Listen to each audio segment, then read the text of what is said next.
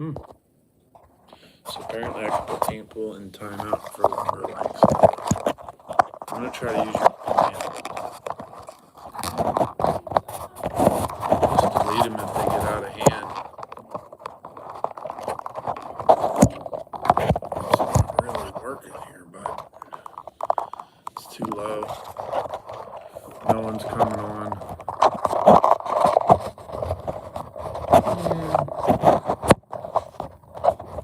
There's two there. This isn't working. You want me to find you something else? That's not working either. Hey, holy crap, Dark Perfect's on here, man. We are graced by a celebrity. What do we owe the honor? I'm sorry, guys, my phone holder's broke. It fell off the workbench downstairs. That ain't bad. How's that? Nothing that some tweezers, a house plant, deer antler, and some other things can't solve. We'll go on here. So hopefully I can read some comments. Saw Surgeon, Sean Antel. I don't even know my own password to my computer. Nate's on here. Howdy, Nate. Where do we go to get this? YouTube, huh? Apparently I'm searching YouTube on Yahoo.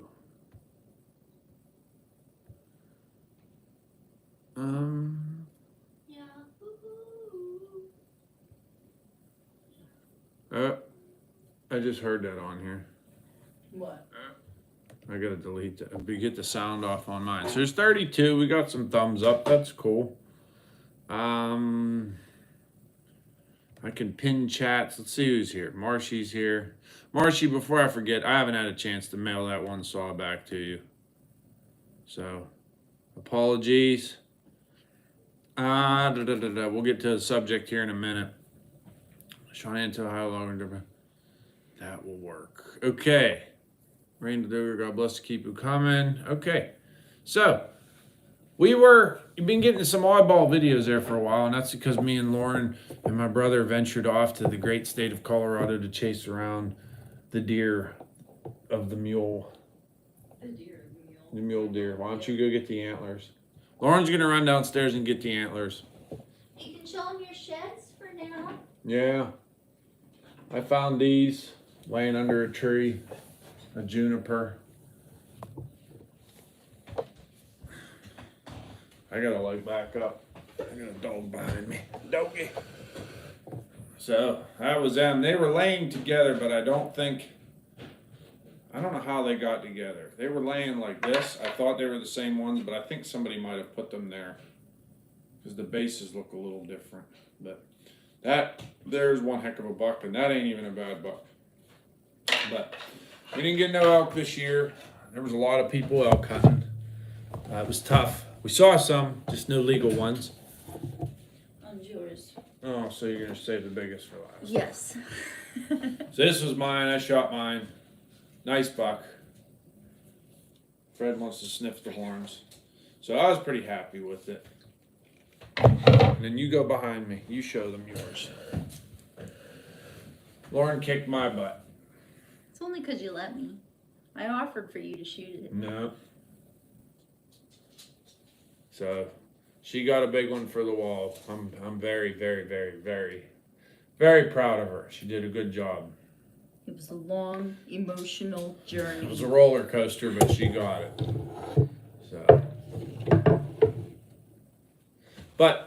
So, where we sit now, I come back. I finished that job right before we left. Come on, Fredo. Um, Come on, Bubba. and that was a crappy job. The timber wasn't bad, but it wasn't good either. The size was good. It was just, that was a piece of property that had been lambasted, just beat up, as you saw in the videos. Long skid. And we were supposed to get the one above it. And we did not get the one above it. We got blown out of the water. Our bid got doubled. I don't know the exact footages, and I don't know what the exact numbers were. But I know the company that bought it was a group of Dutchmen, and they paid for how do I say it? The forester that works for the company I contract for, they marked it, and this other guy came and gave a bid. So his bid was twice ours. And he said if he cuts what we had marked, he'd have been paying basically finish lumber prices for trees on the stump, which doesn't even make sense to anybody. How can you make money? You can't make money. You lose money at that. So Jason said, "Nice rack." I saw. Okay. I saw. So it man threw us for a loop. Then I had another job I was looking at in Ohio, and it got my legs cut out from me under me on that one. I think that was just a family disconnect. At least I hope that's what it was. And hey, Steven, thank you. Steven just gave us a super chat for $10. That was nice. So you don't have to do that, buddy, but I appreciate it. And I'm glad whatever I'm doing for you is doing it. So, but yeah, I got our legs cut out from under us on that one. And I went back to another landowner that I gave an offer to before and asked him, hey, I'm working with a different group now. I think we can offer you more money. So he was nice enough to let me go through and mark the timber again, and we marked it. They had lost some to windfall, whatever. We came back with a bid that was significantly higher than what it was last time, so I was happy to give that to them, and they just decided to hold off, which is no harm done. He said, we're going to hold off. We're just going to wait, whatever. And good, buddy. I'm glad I got your email. I'm glad you like it. And lost that one. So it's just... what it boils down to is right now it is so hard to buy timber right now. It's impossible. And they don't have any more work in the area that I work in. So I'm basically without a job until further notice. I called around with a couple other people, seeing if they had some stuff. Just like, I'm not jumping ship per se right away, but I'm just trying to see, hey, what's out there? Like if this, if they don't come up with something, I need a backup plan, or something. So, needless, I'm a little nervous, freaking out a little bit. I was on par to have a really good year this year, and then it just kind of come to a screeching halt, which I was afraid of. So, but whatever. Getting back to the high bids, the problems with the high bids. There's a lot of things going on, and I've looked into this into the past, trying to figure out how this happens.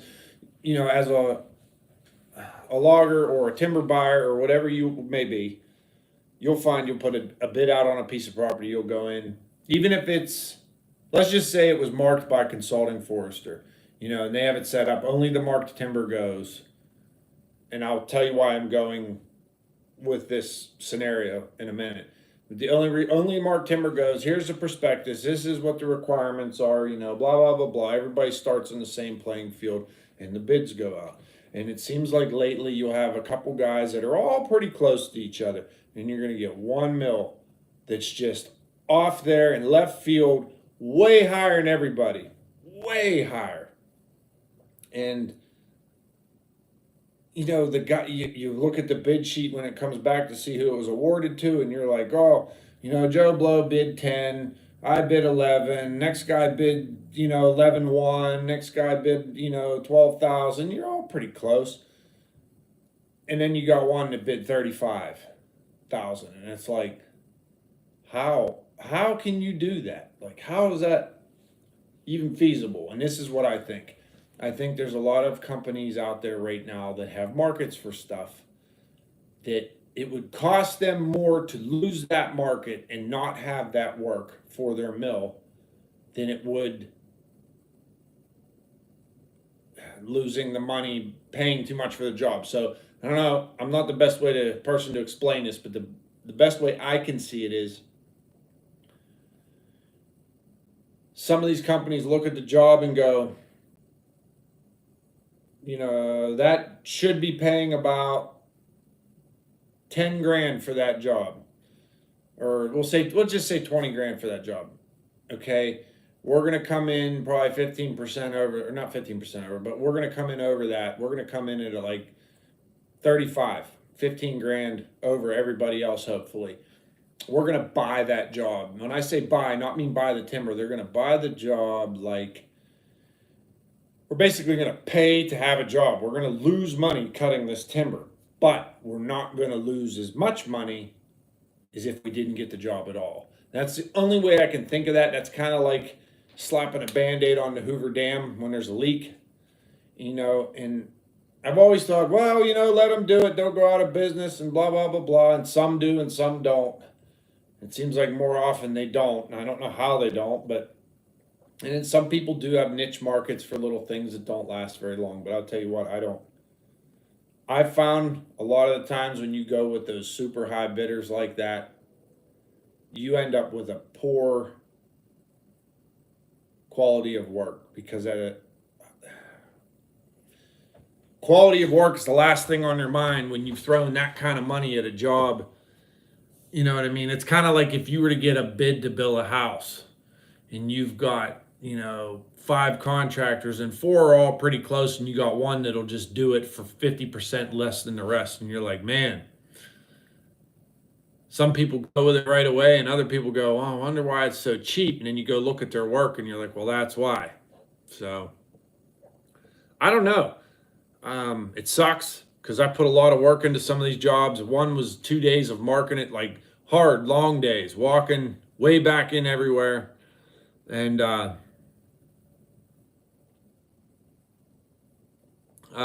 it's hard to eat that. I don't get paid for that. So it's to each his own. The mill helps me out with they'll give me paint and stuff. And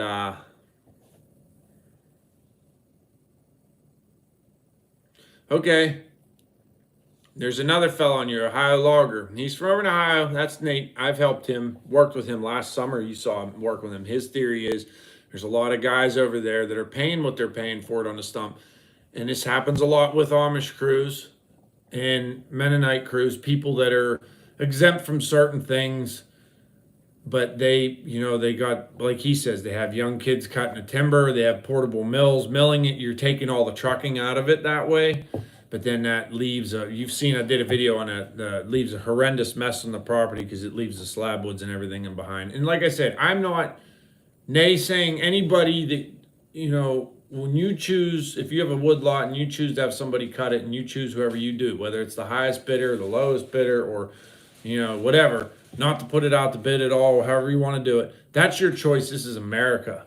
And you have the freedom to choose what you want and do what you want. But unfortunately, it seems like cash is king. Obviously, everybody wants that more money, more bang for their buck, and it's tough sometimes to see what happens. You'll go by and you'll give a number on a place, and you, in your mind, you knew what you wanted to do to harvest that property and what it should look like when it's done, and then you drive by and it looks like an F5 came through and flattened it, and you're just like, oh my God, what did you do? And some people don't care because some people are just like, whack it, we're selling it. Or there's other people want it cleared for farmland, and that's fine. So, one guy asked me, I ate some, watch it's hot. One guy on here is I'm basically, yes, I'm a contract company. I own my own equipment, and I cut for basically whoever buys it. Whether it's a mill, I've cut for brokers, I've cut for big mills, little mills, in between guys, whatever you want to say. So That was Steve that asked the question. yeah, Steven. So it's a tough time right now, and I'm sitting, and I planned for that, but I was on a path to get some stuff really taken care of this year, and now it's not going to happen, and it weighs heavy on your mind. Hi, Robert. Knowing that this is your source of income is gone. It's scary as hell. It's beyond scary as hell. So, that being said, there's a lot of people that aren't from Pennsylvania here or Eastern Ohio. But if you're from Pennsylvania or Eastern Ohio, I can't even remember the names of the counties. But in my area, it would be I live in Allegheny, but I don't really want to cut in Allegheny because there's a lot of. What are you doing? I'm just watching you. I'm waiting on my English muffin to be done. What are you doing with salsa then? Nothing. Oh, I thought you were putting the salsa on English muffins. What's wrong with you? Anywho, sorry. We're in Allegheny County. Yeah, ADD kicked in. I apologize. Anyways, we don't really want to cut in Allegheny County. I mean, I do. I'll cut anywhere. I don't care. I'm not afraid of anybody. But like the people that buy the timber, there's a lot of stuff they don't like to deal with, and I don't blame them. It costs money. That's another story for another day. But like Beaver, Butler, Lawrence, and even if it's out of my range, I can come and market or whatever, and I get paid when they get the job. If they buy a piece of timber, I get paid for that, and it helps me out. So if you guys are in that area, and you got timber you want to sell, email me. I used to have a paper with my email. I'd love to help you. Just keep in mind, some people like me to have come out and look at their property, and I give them a number, and I did all the work, and then they take all those numbers to somebody else, and I get cut out. So I would prefer if that doesn't happen. If you're going to do something like that, just get a consultant forester and put it out to bid, and give us a chance to buy it. But other than that, I've had some people that I've sold or bought timber from, and they said the reason they went with me is like, well, you don't have anything to hide. And I really don't. I put everything I do out here for all you guys to see. The whole world. For criticism, for complaint, for, compliments. That's the word. I couldn't think of it. Anything. For everybody to see. So, and sometimes I do stuff that's wrong, and somebody will say, hey, you should try doing it this way, or we don't do that this way. And I've learned a lot from YouTube, a lot of what to do and what not to do. I've learned more of what not to do by doing it the wrong way and then finding out the hard way. But then that lesson is best learned that way. Best lessons learned are hard lessons. So, but if you're in that area, Eastern Ohio, Western PA, all the way up into Northwestern PA, Northeastern Ohio, I have an email. If you got timber you'd like to sell, we would like to buy it. And I will give you an email as soon as I can learn how to write. Can you see it there? It's fox.trap@live.com. fox.trap@live.com. Just shoot me an email, and I'll get in touch with you that way. I'm not putting my phone number on here because I got enough damn spam calls as it is. So,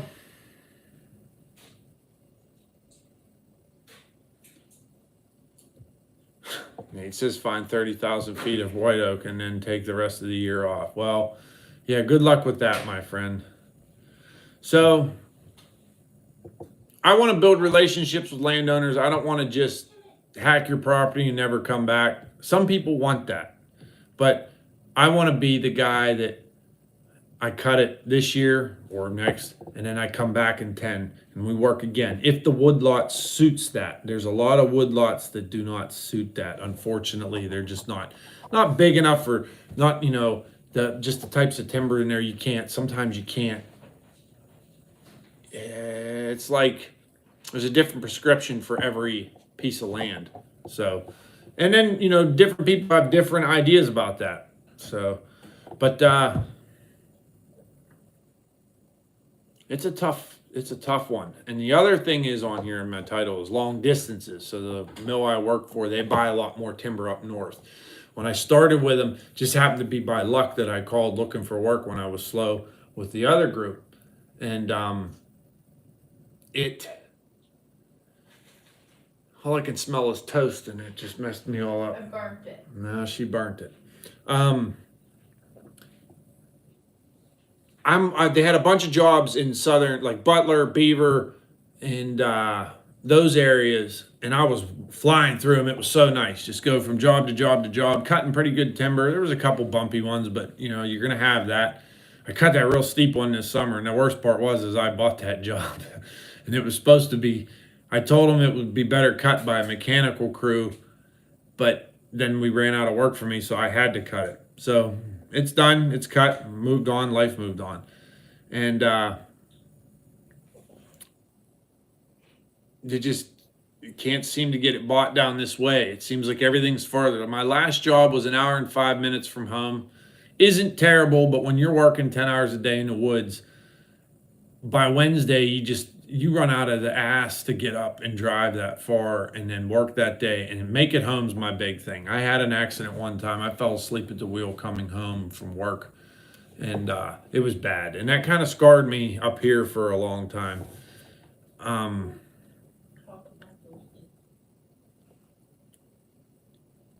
It's just we don't. It was tough.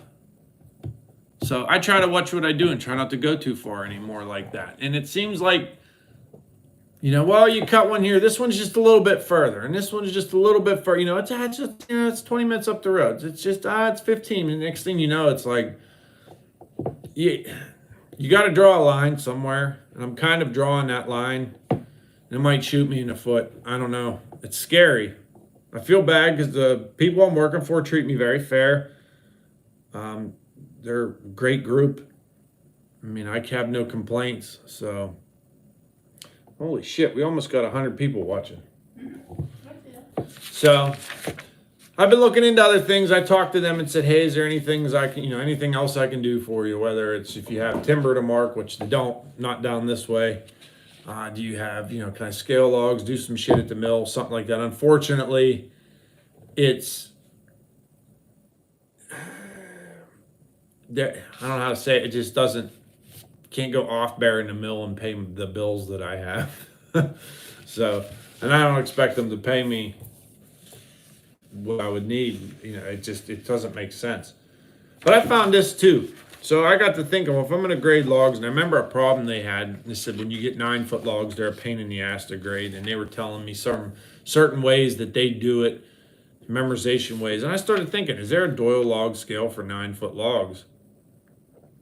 And I went on the internet and started searching, and I found this Wonder Woods Custom Woodworking. The guy's name is Scott Wunder. I don't even know where they're out of. So I'm giving him a shout out, and I don't even know the guy.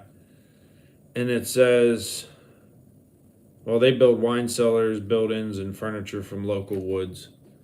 But he had a Doyle log scale. And if you look on here, in 1-foot increments, starting from 6 foot, clean up to 17 feet, they have the Doyle board foot scales, which is pretty cool. And highlighted is the 9-foot. So it's like if I mark logs, I'm going to fold this sheet like this, hot dog style. Because my stick does everything else. 9-foot's the only one you need to scale. And it's got all the footages for 9-foot logs. And I thought that was pretty cool. So you can search that on the Google and it comes up. Wonder Woods, he has that. If you ever want it. Wonder. WNDER WOODS. Well, that was neat that he had that on his website or whatever.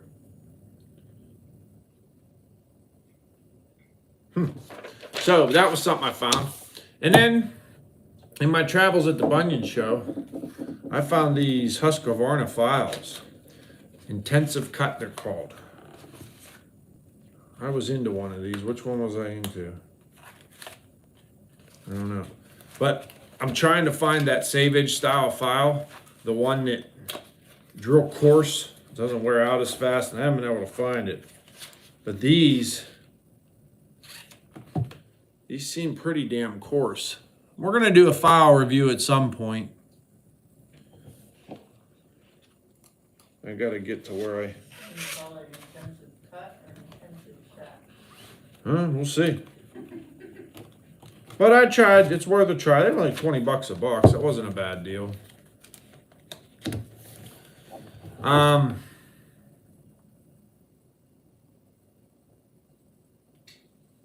Sorry, I'm reading comments. There's a lot of good comments in here tonight, and I'm happy to see that, guys. Thank you. Thank you, thank you, thank you. Somebody left this at the Eastern Loggers thing. The biodegradable bar and chain oil. It's vegetable oil. We were going to fry potatoes with it, but I figured we best not. It's been sitting on the kitchen table and it's driving me nuts. It is. Kitchen table. Kitchen table. Dining room. Dining room table. Whatever. It's the same thing. I thought I had more things to show you guys, but I really don't. Are the Husky and Husky Sugies and original labeled Sugies different? No, not anymore. But like I said, I did that thing in that last video or a couple videos ago. But I'd be changing chainsaw bars. Why I'm going to. They're not. The Sugis are not of the same quality. So a Sugihara chainsaw bar and a Husqvarna light bar is the same damn thing. But rumors through it is it's a lower grade of steel, and they now use induction heating instead of flame hardening, because induction you can do way more for way less, which I mean makes sense, you know. I think it's shitty that Husqvarna didn't kind of come up with their own lightweight bar, but Husqvarna never made their bars as far as I know. I think Oregon has made their regular bars for them. I don't know who made them laminated ones for like the consumer saws. And then when they did this lightweight thing, it kind of put a sour taste in my mouth. But it's what it is. I mean, you know, big business. I have no say in that shit.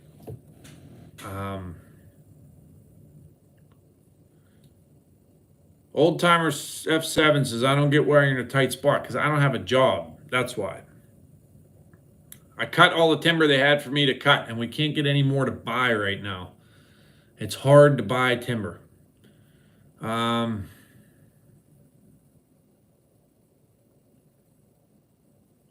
But don't get me wrong, Sugis are still a good bar. They just don't last as long. But I'm going to try that Tasmora.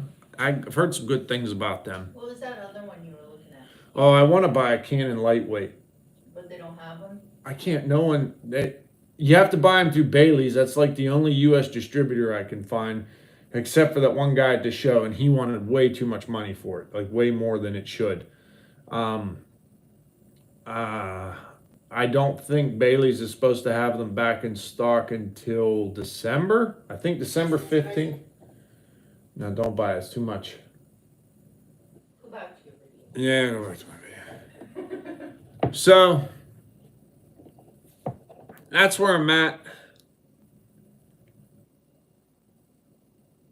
That's where the state of everything is. I can't, everyone wants to know what's the best woods? Well, I'll tell you, white oak's doing really good right now, and walnut's doing really good right now. Beyond that, I couldn't tell you. I really don't. And what tree do I hate the most nowadays is walnut, because it'll make enemies of friends. It causes dramatic crap and bullshit and things. It's just, I don't want nothing to do with walnut anymore. Like, you know, if there's a giant job of nothing but walnut trees, we don't get that around here. That's more of a Midwest thing. I don't want, it's just the crap. It just, the drama. I don't need that. I'd rather cut white pine all day, every day. I really would. I'd cut 900 acres of that shit if I could find it. I don't know if we could find somebody to buy that much, but I love it.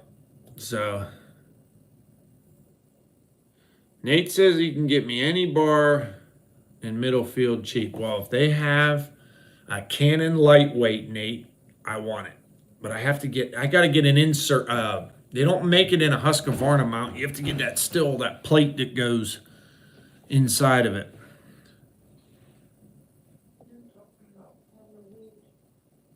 Where? Down bottom. Steve would have no longer weighed. Steve said Brent, as far as why he doesn't post anymore.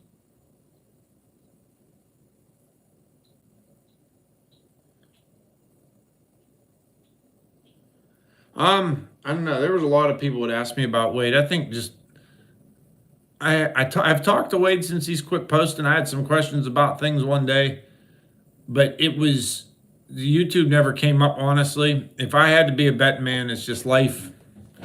He's juggling a lot of things, man, and the first thing that he could put down was YouTube. You know, the other stuff's more important. That's all I can say. There was nothing dramatic or anything happened. They're plugging along as far as I know. You know, family's healthy. and all that stuff last time I talked to him. So I wouldn't, just sometimes you need to step away.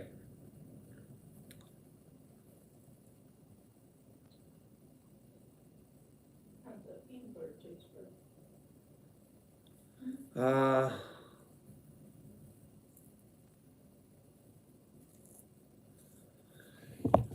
So I've run out of things to say to you. I don't know how long we've been on here. 30 minutes. I was going to stick it to a half hour. I didn't want to go too late tonight. Hey, Dirt Perfect's still listening. Why is that such a surprise? He's your buddy. Well, I mean, he's a busy man. I know he is. See all his posts and stuff. Mike, I wish I lived closer. I could come dig dirt for you or clean tracks or something or whatever the stuff that, whatever,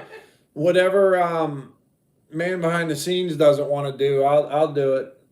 I live too damn far away. Sucks. Oh, Steven, I'm sure we'll try to do one day again. You gotta go to Indiana again. Yeah, we need to get there. We need to get there.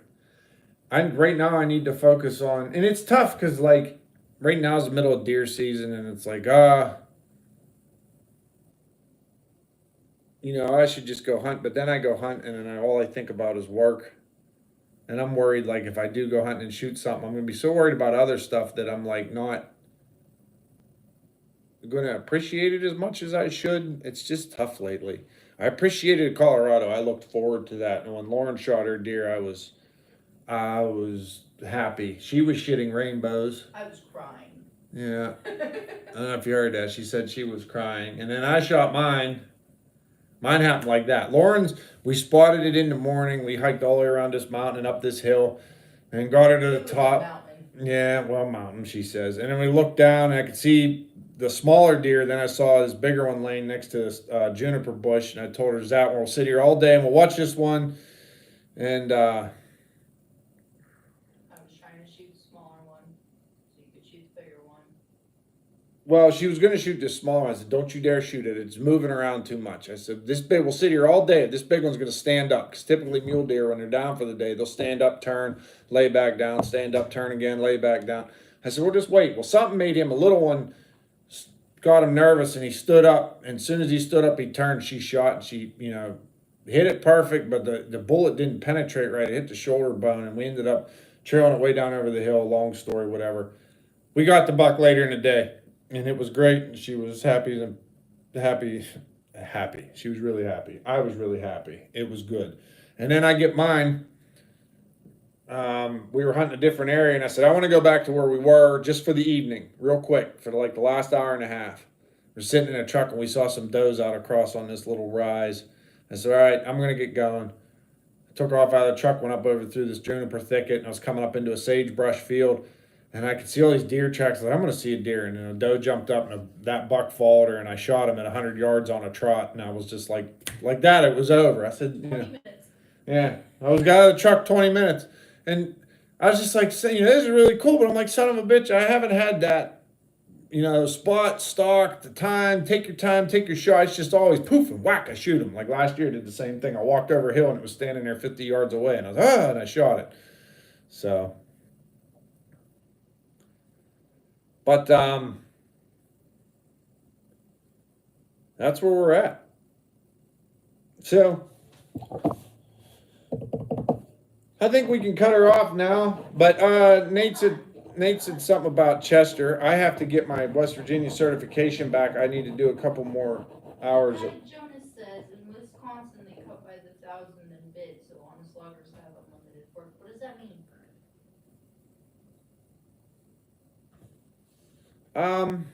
I think they cut the timber, lay it out, and then bid it.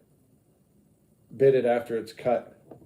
Okay. And then people do that here. Just get to go in and cut it, and then whoever's gonna actually buy it comes in and buys it. Yeah, you find a good logger that does good work, and hey, I want you to cut my timber. And they cut it all, and then the bid people come and they bid on the logs usually laying out in the field. And then the logger probably gets a percentage of that. With their hair all roughed up. Steven, the right is not, we were hunting at our camp this weekend and it was no good. We didn't see anything, so we came home. There was a nice one by the house here. Lauren's got her eye on. She's trying to get.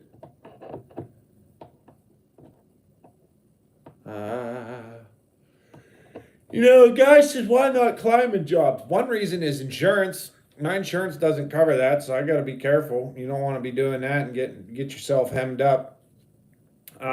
Two, there's not a lot of climbing that goes on around here anymore. Everybody does, like, the thing in our area now is bucket trucks. Then there's these new things, these Centerbogan things. These guys will haul these in to cut trees with a great big arm. It'll reach up and grab the top, cut it off, and they lay it right in the middle of the alleys. I mean, it's pretty wild.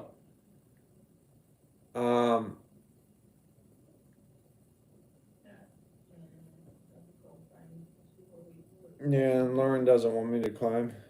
It worries her. Like, I'll do pine trees and stuff, but I don't do the crazy shit I used to. I'd rather stand on the ground and run away. And it's just hard.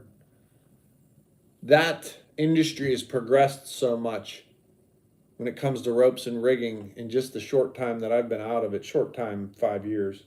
Let's be honest though, I'm not holding you back. You do whatever you want. No, I do what I want, but at the same time, I don't want to climb trees that much anymore. And I I appreciate just that. don't want to do it. Yes, Marcy, cleaning up the snow blows. So, West Somerville, I still have a hat for you. We'll get it to you one way or another. I'm not going to get rid of it. Don't worry about it. I just haven't crossed paths with Dale lately. Guy just said just logging is hard now. Too many loggers and less timber. I don't necessarily believe that. There's not. Someone told me the other day, they're like, I only know. They told me, I don't know any loggers younger than you, and I'm 37. I know one, and he's on here, and that's, like, loggers, by loggers, I mean someone that owns a company. And not just guys doing it. There's lots of young Dutchmen doing it, but, like, actual company owners, one's on here, that's Ohio Logger, that's Nate. He has a pretty good business. And he's younger. I don't know, what's he, about 25 now? 24? At most. So he's doing well for himself. The king says he's 26. He owns his own company. Way. So I don't believe it. So there's two. Not Nate, the king. Oh, I thought you were. No. So it's just, and I feel like there's less and less of us doing it. You know, less and less people want to work these days. We still have 103 watching. Thank you so much, guys. So, no, Nate's 24. Okay. 24. You never know with all that facial hair. No, shut up. No. So, yeah, if you go back in this and you guys live in the northwestern PA, eastern Ohio, sorry, Nate, because he works that area. I keep trying to get him to throw me one of these gravy jobs he has, because he cuts some, I gotta say, Nate cuts some beautiful timber. He really does. I'm jealous sometimes. So, but, we need to get back on the horse here. We got PA rifle season coming, and I want to do a little bit of hunting, and I want to get back to cutting some timber. So, but alrighty, everybody, thanks for watching. Glad to have you on here. I'm sorry I haven't done any lives lately. The videos are probably going to be sparse because I don't have anything to video. I'll try to throw maybe a file review together. I'm not sure how I want to do that just yet. And if I can get over to Mark's place to catch him guys sawing up them chestnut logs and them maple logs, I'll try to do that. It's just hard because we're gone on weekends. Not gone, but we're busy on weekends. And it doesn't allow me a bunch of time to get over there when I'd like to, as it does later in the year. So we'll see what happens. Fred's good. He's passed out on Mom's lap over He there. went through Lyme at one point. Yeah, he had some Lyme disease. We got him cured of that. The vet thought I was gonna have a mental breakdown because Yeah. he had Lyme. He got his doxycycline. He's back to good. So, but thank you for watching. Thank you for all the support. Thank you for you guys just watching. That means a lot. All your great loving comments. Here comes the meatball now. He's pretty upset because he was sleeping. He just wants to lick the deer. Yeah. Yeah. Yeah, well, there you go. There's Fredo. Yeah, he misses you, Jason. He sure does. He was oppressed all week. So pressed. Alrighty, everybody. Thanks for watching.